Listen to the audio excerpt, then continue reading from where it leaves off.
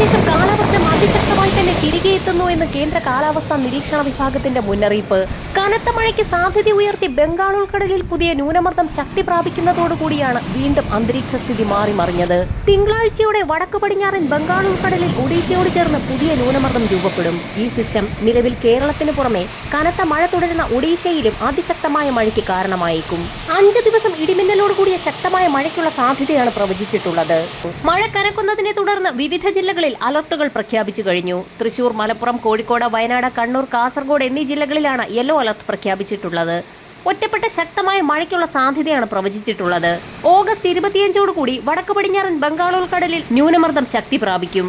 ഏതാനും ദിവസത്തെ വരണ്ട കാലാവസ്ഥയ്ക്ക് ശേഷം വീണ്ടും കാലവർഷം തിരികെ എത്തുന്നു. മധ്യ വടക്കൻ ജില്ലകളിൽ അതിശക്തമായ മഴയ്ക്കും മണിക്കൂറിൽ 45 മുതൽ 50 കിലോമീറ്റർ വരെ വേഗതയിൽ വീശിയടിച്ചേക്കാവുന്ന ശക്തമായ കാറ്റിനും സാധ്യതയുണ്ട്. ചൊവ്വാഴ്ചയോടുകൂടി മഴയിൽ വർധനവുണ്ടാകും. നിലവിൽ ഒറ്റപ്പെട്ടതോ ഇടത്തരമായ മഴയ്ക്ക് സാധ്യതയുള്ളതിനാൽ തിങ്കളാഴ്ച വരെ എല്ലാ ജില്ലകളിലും ഗ്രീൻ അലർട്ടാണ് പ്രഖ്യാപിച്ചിട്ടുള്ളത്. ചൊവ്വാഴ്ച മുതൽ കാലവർഷം കൂടുതൽ സജീവമാകും. മധ്യ തെക്കൻ ജില്ലകളുടെ മലയോര മേഖലകളിൽ ഉച്ചയ്ക്ക് ശേഷം ഇടിമിന്നലോടുകൂടിയ മഴയ്ക്കാണ് സാധ്യത. പ്രത്യേകിച്ച് കിഴക്കൻ മേഖലകളിലാണ് ഇത്തരത്തിലുള്ള മഴ ലഭിക്കുക.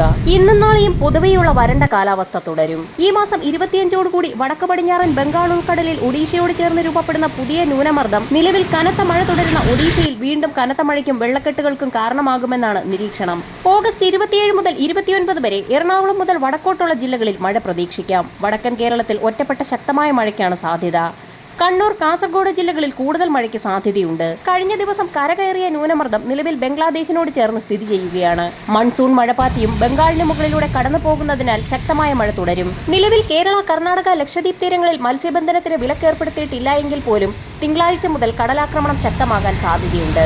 വരും മണിക്കൂറുകളിലെ കാലാവസ്ഥാ മുന്നറിയിപ്പുകൾക്കായി ചാനൽ സബ്സ്ക്രൈബ് ചെയ്യാൻ മറക്കാതിരിക്കുക.